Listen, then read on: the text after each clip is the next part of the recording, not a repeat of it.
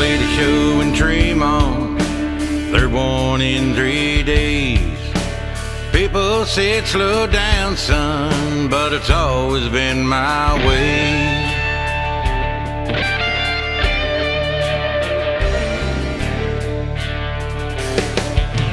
Stage lights in the honky-tonks always been a part of me. I've always been a country boy, and I guess I'll always be. All right, so here we are. What is today? Today, I believe, is the 24th of February, 2022. And it's just a pleasure to be here and to be doing an interview with a great artist who lives in Vernon, British Columbia, and his name is Kris Anders. Kris, welcome to the show. Hey, thanks everybody. Thanks, Tim, for having me.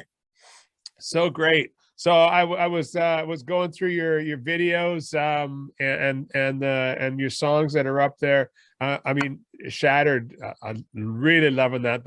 I think that's the newest one, correct? Shattered was the first one. The latest one is How Did We Get Here? And that just that's right. How Did We Get Here? Which I love the video for, by the way, too. It was really, really cool. Yeah. And so, like you come from the prairies. That's really where you grew up, right? That's right. Yeah, I'm from a small town called Bonito in Manitoba. Okay. And even smaller than that, the little community that we came from is called Alpine, and it's just a district, but it was made up of a lot of Swedish immigrants back 100 years ago. And so that's we had relatives kind of spread out throughout that little region there, and that's where they all settled, and we were farmers and ranchers, and we're used to gravel roads. We're used to chasing cattle through barbed wire fences. We're used to tractors breaking down. and snowmobiling. Did you do some snowmobiling too? We never had snowmobiles, so we had horses. So I had a horse, so okay. I go out and ride horses. And when we were teenagers, my dad finally broke down and got a quad, a four-wheeler, and a dirt bike for us. So that was our taste of freedom when we got to be 14, 15 years old, and suddenly we could go a little further than what our BMX bikes would allow us, or what our horses were allowed to go. So that was that was our upbringing. Yeah. Sounds like it was a great upbringing. Like, was it a big family, small family? There's three kids in our family. I'm the oldest. So that's it's a rural area, so there's not a lot of neighbors there, and so we were kind of we did our own thing. We made forts, and there wasn't a lot of other kids around in that area, so we were very innovative and creative, and we had three TV channels on a good day, right? So back in so and then hard work too. We were driving tractors and doing all that type of farm work, from a pretty young age too, and that's common for that area as well. So well, you and I have that in common. I grew up in northern British Columbia on a farm too, so I know what you're talking about. So what kind of a farm was it? Was it a grain farm? Was it a? It's a mixed farm. So we did grain, canola, and that type of thing, and then we had cattle. So we had beef cattle. Okay. We did Red Angus and Simmental and Charolais, and a mix of all that stuff. So about 120 head of cattle, and then the cow calf operation. So you're raising your calves through the summer, they're born in the winter, through the summer, and then over the winter they'd fed and then off the market. And so you're out, feeding chop. It's where your shoulders. That's where these shoulders come from. Is pails of chop, right? Yeah, totally, and making hay and all that stuff, right? Exactly. Yeah.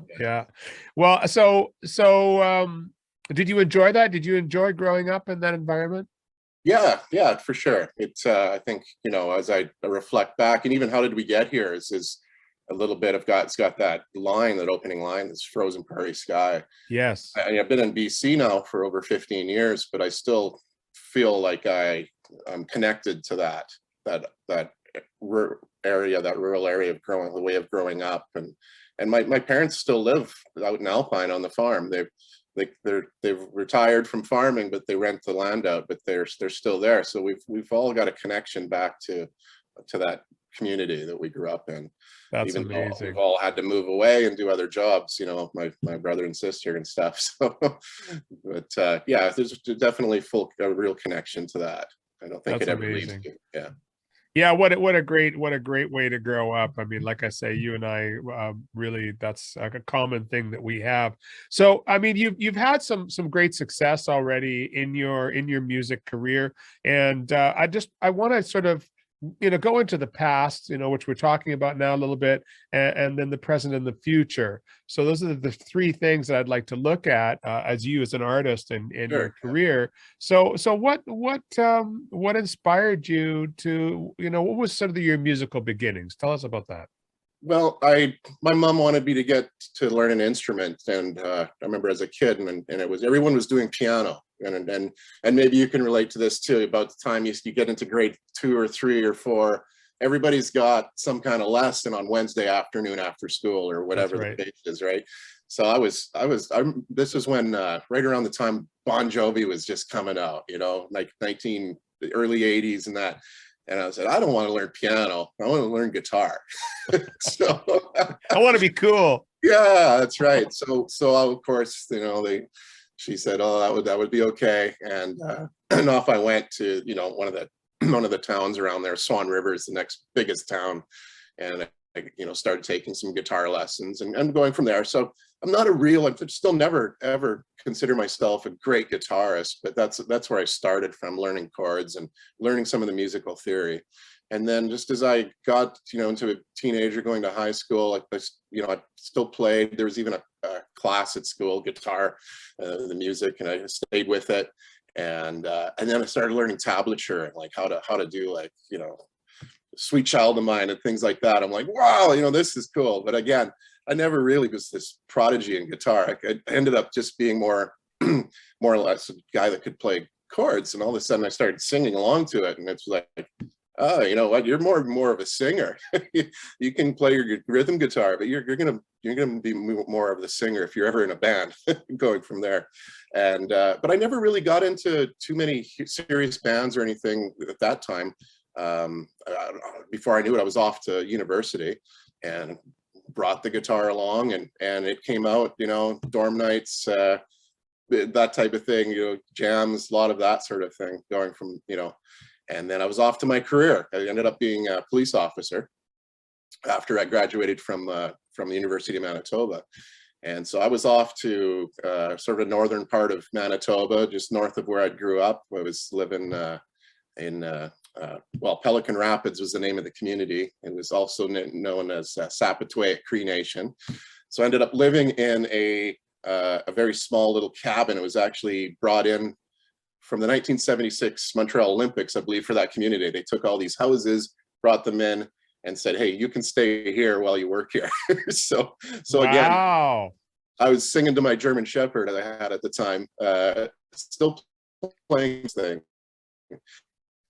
Then from there, I moved to Regina. I got a job offer there. I lived in Regina and met my wife. She was also she was a social worker at the time, and so we were working on a project together, and we all ended up out one night at this bar where there was a really cool band playing, and we ended up chatting, and the rest is history from there. So wow. we've been together. Yeah. So before we get too far ahead, what is a song that sticks out for you that sort of captures your growing up on the farm and really deciding to play guitar and that starting your musical journey? Is there a song that sticks out that's kind of like, it's up, this is the one? This is the one, man. Well, I think I'll just have to go to the default, like Bon Jovi Slippery When Wet album. Okay. Out, and we were, everybody was captured by that one. I think it was like 1985 or 86, around then. So that whole album was played. I think we wore the tape out on it. So, was it on a cassette tape you had? Yeah, cassette tape. But nice. Previous to that, and I started getting into music, and my mom had her record collection stuffed away in the closet. And we had this little Fisher Price record player that we'd bring out. It was used for like kids' stories and stuff. We held on to it, and she had Jimi Hendrix, I think All Along the Watchtower. Nice. The Beatles were one of the first. The Beatles, Hard Day's Night. That's probably the first like rock song I put on that thing, and we were like, whoa, this is going back to the 60s, 70s. The Doors. Yeah. Then I was like obsessed with the Doors for quite a while. That was when that movie came out that Oliver Stone did. Yes. Like started, oh my God, this guy's a poet. He's a musician. Like you don't have to be a classical opera singer to do this, to be a rock star. You just need to take your poetry, be a poet and get a band together and write. So those were some of my real early influences. But she even had like Kenny Rogers, in that mix. So I'm listening to all these type of records because we get, again, like we're to say, it was fairly rural. The country station or the radio stations that do come in are just country, Yes. like and that's the 80s, and then Garth Brooks started coming out in the 90s and that type of thing. But that's what you heard. You had to make your own rock and roll. Yeah, that was what we were getting. That's the access we had, was Mom's old record collection and a few cassette tapes of the latest rocks that was coming out. Well, I really noticed that in these two songs that embodiment of a poet. You've got, I mean, your lyrics are poetry. It's very, very obvious to me. You've got a deep message, and they're very descriptive, right? Like you say, the descriptive of the area that you grew up, the prairie. And I mean, even the video for the newest song, is, walking through the fields and, in the grain. So, I can really feel you reaching down into your roots for that song. I wanted to ask you about something. There was a little bit of a shift that happened in your life. So you went to university, you started working for the government, really is what it was, right? Yeah, exactly. And then there was an injury. Tell us about that, and how that sort of affected everything. Yeah. So, I went through my career. I ended up as a supervisor, but my role was still doing a lot of the road work. I was out taking calls, backing guys up, supervising big scenes, that type of thing. And but I'm not a huge guy. I'm only 5'8". I'm a pretty athletic person, but this is a job that you can. It's very physical at times. And I was working. This was RCMP, right? Yeah, but I ended up I've worked for 3 different police agencies, but the RCMP was the one I served with the longest, and it ultimately was the one I ended with. But yeah, we were in a little town of Armstrong. I was living here and working, and partner and I went to a call. It was just these 2 huge guys fighting outside of an apartment building, and we got there, and they took off. They went running down this narrow hallway. Like, you can picture the scene almost as like it's the bad movie. This very narrow hallway, and they were, the younger of the 2 was trying to get in the house, and they were under arrest. We told them that we had to sort it out, but we didn't know what he was going for, if there was weapons in there, anything like that. So I ended up in a physical altercation with this young guy, and he was so drunk, and it was crazy. Very, very young, athletic guy, really strong. And then anyways, I used every skill I had I have a background with Brazilian Jiu-Jitsu. Like I said, I've trained in that just for this type of thing specifically. And ended up being able to successfully handcuff him and put him, disable him, really. But in the process, I had to use what we call an arm bar. So I'm leaning back with this arm to get him to stop fighting, and something in my back went. At the time, I could just feel it. I was like, okay, I'm done. Get up, and I'm like, something isn't right. Something's gone wrong. So we finished the shift, and through the next few weeks, I just thought, it's just something's not right. So went in to see my doctor and told her what had happened, and off we went. The process started. It's X-rays, MRIs, very invasive physio, all kinds of things, and turned out that it was a damaged disc. in my back from that encounter and from the rigors of other work throughout the years as well. And so once that happens, liabilities start to become an issue, and they have processes through the RCMP that you have to make sure you're okay, you're fit for the front line. And it was just at that point, they're like, it doesn't look like you're gonna, if you go, you're gonna get hurt again. You can put yourself at risk for some fusions, that type of thing. And at that point, I had 21 years of service. And they said, we can give you a desk job in Ottawa or Surrey, or you can choose to go now. I said, my family's here. They're young. We just getting settled. I think I'm ready to move on to a new chapter. And so that was just shy of 3 years ago that whole thing started. Wow. And that's how I find myself talking to you now. Wow. What a shift. So so now you're injured, you've lost your job, and you've decided. What made you, is this where you make the decision that now I'm going to become a full-time musician? Yeah, I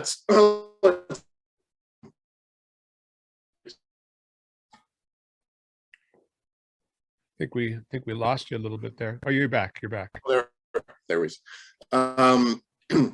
Yeah, we've done music, and just to bring you back a bit, when we lived on the Sunshine Coast, that was one of the postings I had. My wife, Deanna Cartia, she was the first. She started out, she was writing songs, and really I learned a lot through her. She was a songwriter, and I was a poet, like we talked about. But Deanna went out and she did it first, and I was working too hard to kind of get into bands or be able to do stuff, but I knew I could help her. And so I basically I did all the management for her, booking the gigs, getting her out to record labels, and we recorded an album while we lived there. So we'd done that, and she had gone through, the early stages of a rising songwriter, and we went to Canada Music Week. We did a couple of tours of Canada. We put a little trio of a band together for her as well, and then she kind of pulled back from that when we started a family. Right. So everything was on pause, and then now I have this change and a shift in my career, and somebody invited me over to just start a cover band, in the neighborhood, and I was like, yeah, this is pretty cool. It didn't last very long. There was some circumstances we couldn't just pull it together, but I thought, boy, that was a lot of fun for that 6 weeks, and so I started my own. I got just started putting something together, thought I'd cover band, do some originals, leave it as a cover, even make it, I thought it would be simple. That was totally wrong. It's much easier just to do, if you're a songwriter, just stay with that, just to do your own originals and bring in covers that you like. And we were just starting to get, but I was just starting to work with some guys, and then COVID hits. Right. And, the idea was, hey, we'll play some pubs, play some bars and all that. And, that seems so long ago now. But it changed everything, and I was also thinking, well, maybe I'll just start writing my own songs to be able to attract other good musicians in the area. And it was around that time where Shattered came out. Right. And it was one of those songs that just it was on automatic. It got in my brain, and it was written that same day. Yeah. Well, it really, in many ways, it encompasses everything that you were kind of going through, right? Because everything had been, shattered, and you were in a rebuilding mode. I can see that so much now as you tell the story. There was an award that you won actually for your lyrics that I saw. That's right. Yeah. So the very first version of How Did We Get Here, I wrote that a long time ago, years ago. Again, when I was talking to you about Deanna sort of leading the way, and then we were going to songwriting circles and meeting a lot of other musicians, and it was my time to maybe finally put one original out there, and it was How Did We Get Here, and the response to it was incredible. Like I said, I went back and I used the descriptive sense of place that I'd grown up with to connect that song with, and I sent it into American Songwriter. They have these contests, and I just put it up there, and I couldn't believe it. Like they said, sent back and said, you won the I think it was just the quarter of for the month or something like that, of one of these things. Yeah, you've won the lyric writing contest, which is huge. That's huge. Yeah, they published the lyrics in the magazine. Yeah. And then I got this 2-year subscription to the magazine, and I'm like, oh wow, like my first try, like I didn't even think anything of this. I put it out, and all of a sudden I'm in the magazine. And I was like, it was really, really cool. And it just confirmed to me that, hey, maybe you're okay at this stuff. Maybe you can do this. Well, it's a huge confirmation, no doubt about it. I mean, I'm an avid reader of American Songwriter, and for you to have received that award it speaks volumes to the quality of your writing, right? So congratulations on that. That's huge. Thank you. That's almost like, you know, it's in that same zone of winning a Grammy for sure in songwriter circles, right? It really is quite a compliment. Yeah. And you see that it's not even the performance of it. It's just the thoughts that you've written and put on a piece of paper. Yes. And people have been able to resonate just with that. So that was pretty cool. Beautiful. I noticed that you're creating quite a following. I looked at your digital streams and stuff like that. And for instance, on Spotify, I think you're coming up on almost 500,000 subscribers. Is that correct? I think I've got just over 260,000 streams of Shattered. Yeah. That was my first song. And so How Did We Get Here was released only 2 weeks ago. So it's been added to about 19 playlists that I can count. And we're just waiting for those numbers to kind of get updated. As you know, it sometimes takes a little while on a new release to get the accurate number, but it does look like it's performing quite well on there. That's amazing. That's amazing. What's something special that you do to promote your music that way? Well, I once COVID all started, I had put Twitter away for a long time. I was on there, and once the world kind of went crazy here 2 years ago, I was finding that I was getting more information just on Twitter through the news cycle. And so I would grab my morning coffee and just put that on rather than, you know, the news on TV or something. And all of a sudden the algorithm shifted where I'm looking at songwriters and playlists and curators. And so I just made a habit of it every morning. They would say, hey, I'm looking for songs for a playlist, or this certain Twitter users would have that. And it took nothing for me to copy and paste and send it in and say, here you go, let me know if you like it. No, there's a risk at that. Sometimes your inbox starts to get filled up with let's say some nefarious characters, some spammy stuff. Yeah, they want money. They want right. want money to play you and stuff. And we're gonna get you 5 million listeners. Yeah, that's right. So I had to kind of cut through that noise. But over time, I found that I've made maybe, I don't know, a dozen very reliable curators that take my music right away and play it and appreciate it, and there's a mutual respect that way, that they're playing it, they're the ones that are putting it out there, and they're enjoying the fact that I'm sending this content to them. So I found over that course of just a year or so of just doing that every single day, I was getting added to playlists. Like this morning, I got two more this morning just by checking Twitter. I'm on, like, clicking, I'm like, well, there we go. And so you get onto these things, and yeah, they might not be the editorial playlist that everybody wants, but this is a way of organically building up an audience. These guys they're passionate about what they do, and they may only give you 100 plays here or there, but those over time build and build and build, and I think that's way more valuable, is to connect to people that way than it is to, you know, be signed to some huge record label where they're pushing it and paying for it and doing all those type of things. So that's been my strategy, is just trying to connect with people and make those relationships. Well, both of the songs are absolutely excellent, and we play them a lot here on Cat Power Hit Radio and also on Cat Country, because you do kind of cross that line. Yes. Between country and rock, which is so nice, right? So that it gives you a very, very wide audience. And so congratulations on what you've done in a very short time. One of the things that we have in common too is, of course, that we're both signed to big records. Right. This very unique label that, is basically a label of services. It's not your traditional label. That's And right. tell us about your experience with big records. Well, yeah, I ended up, as I was telling you, started to wrote Shattered, and I thought, well, I better record this, So I went down and I talked to Andrew Smith of Lake Studios here in Kelowna, which is just south of Vernon.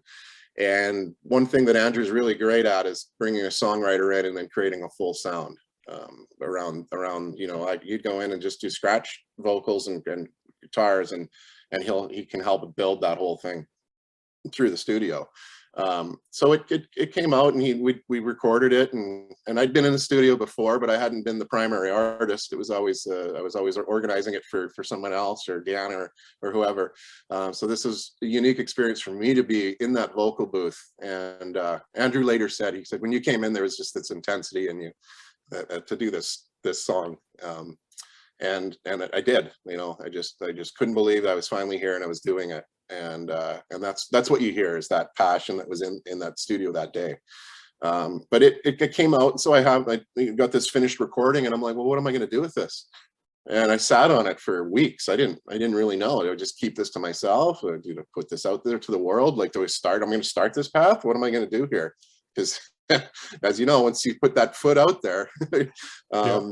so I just thought, and I'd seen Mark Rosner's stuff kind of on Facebook groups, and I've known who Mark was for a few years, because he was doing some stuff here in BC, and I thought, well, I think he might be able to help.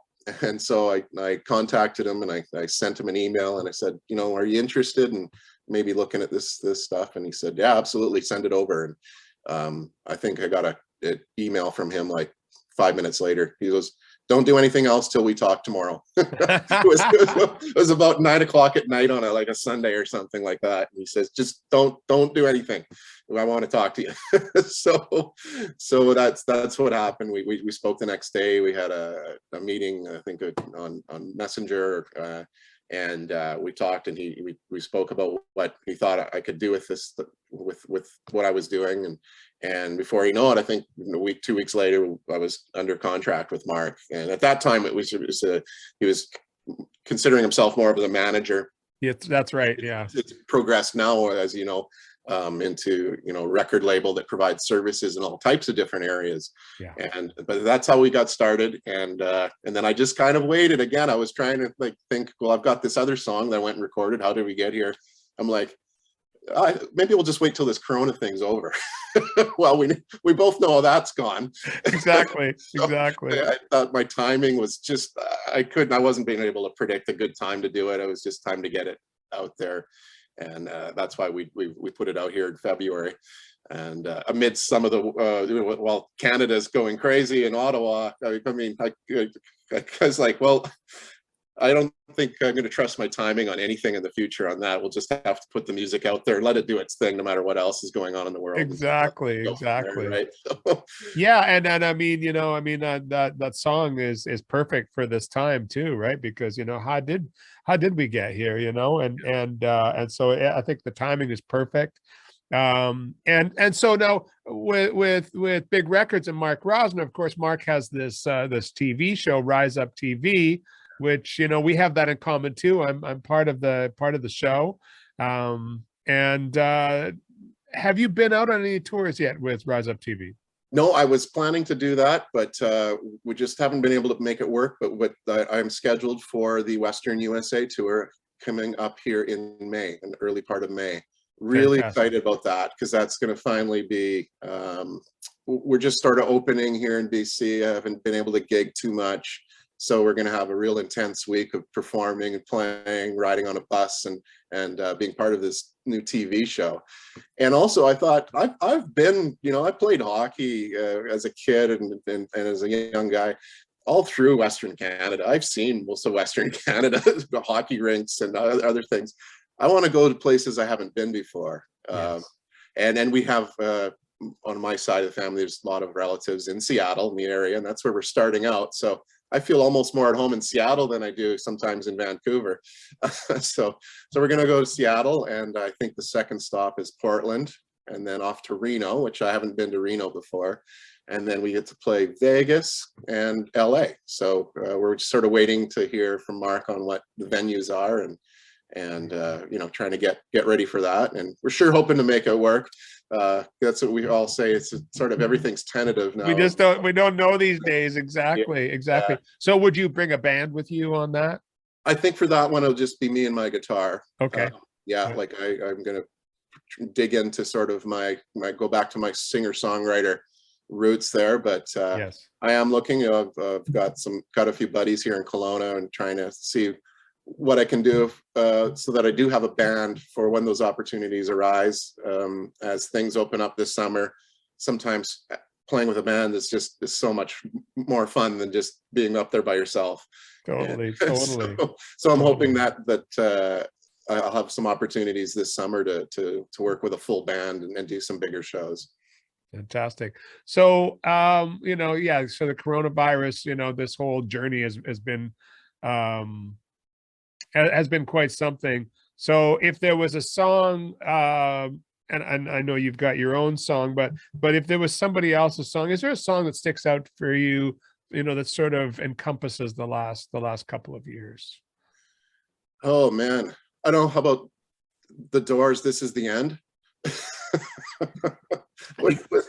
You know, and for sure, absolutely, there has been that whole doom and gloom, for sure. Yeah, the haunting nature of that 11-minute song probably captures a lot of this.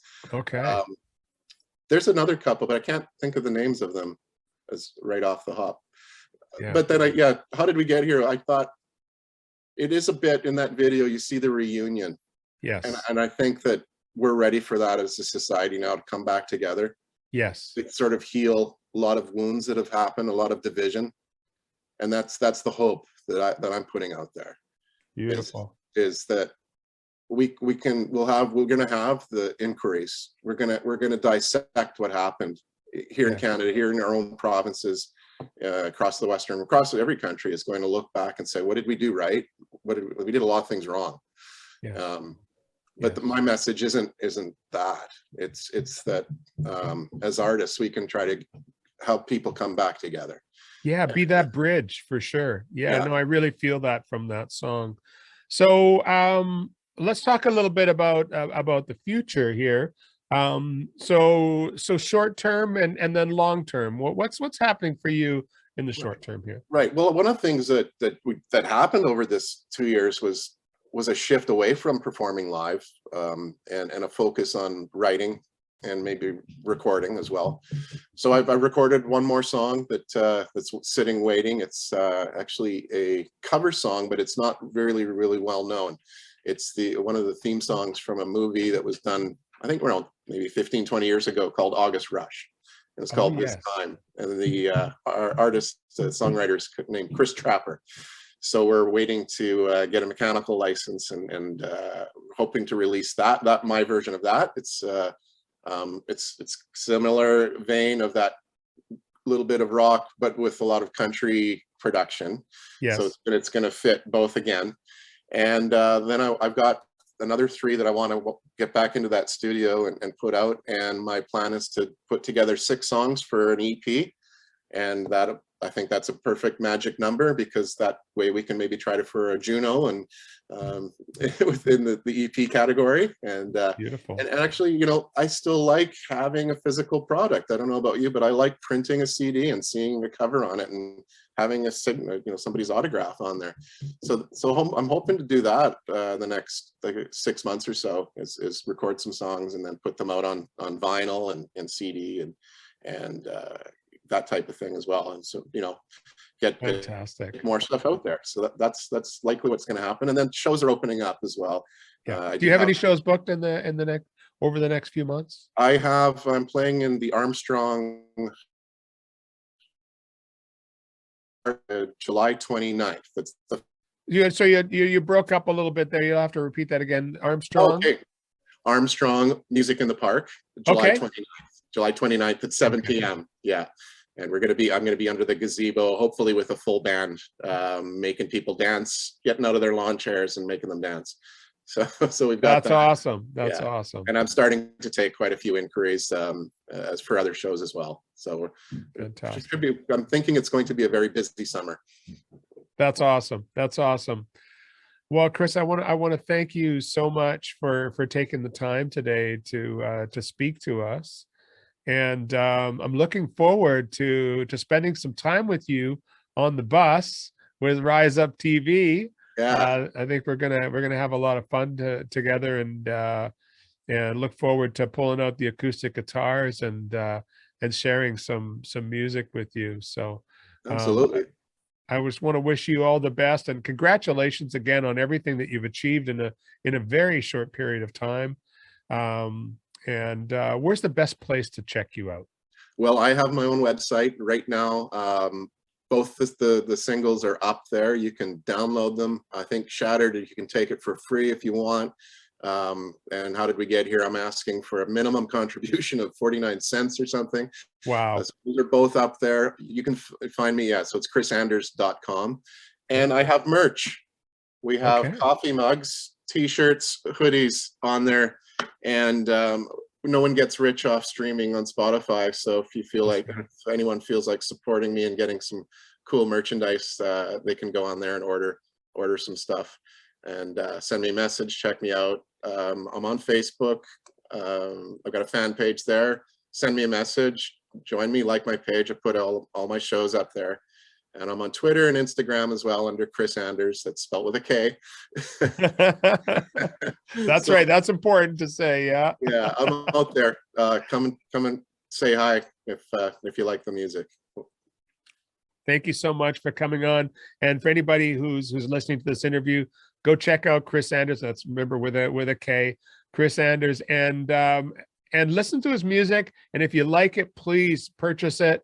And if you'd like to support him even more, like if his music touches you like it did me, then maybe you can support him by purchasing some merchandise, because that's how we independent musicians, that's how we finance our lives and keep moving things forward. And I wish you all the best with your upcoming new single, and then also this EP. And I look forward to meeting you in person. Thanks so much for taking the time, Kris. I really appreciate you having me on, Tim, and you've been doing great. And you're fitting in this role as a perfect natural DJ as well. Thank you so much. I really do look forward to meeting you and everyone else in person. And it's going to feel like I think spring is going to feel like a real renewal for all of us. And I think that's going to be a perfect time to get out and play some music to all these people. Fantastic. I can't wait. Me too. Have a great day, brother. Thank you so much. We'll see you soon. Okay, bye-bye.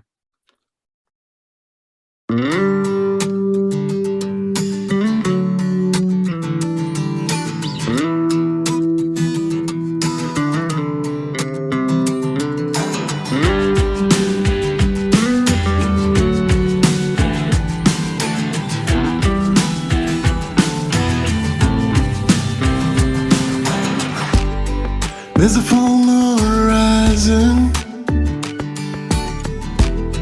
on this frozen prairie sky. I'm looking for the answers between the truth and lies. How did we get here? How did we find this place? I'm looking back now, I can barely see your face. I still smell your perfume when a soft breeze blows from the corner of my eye. I turn to see you go.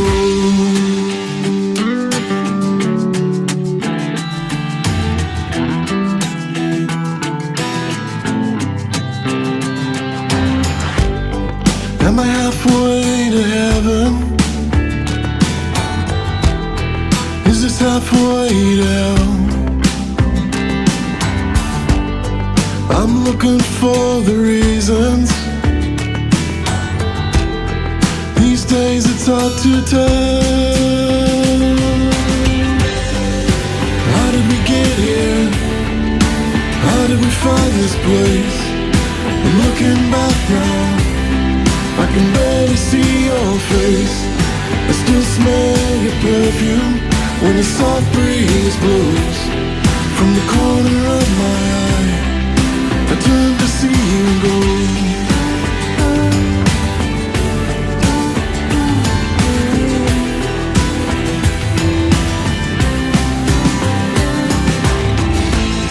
Will I see you again? Will I see you again? Will I see you again? Will I see you again? Will I see you again?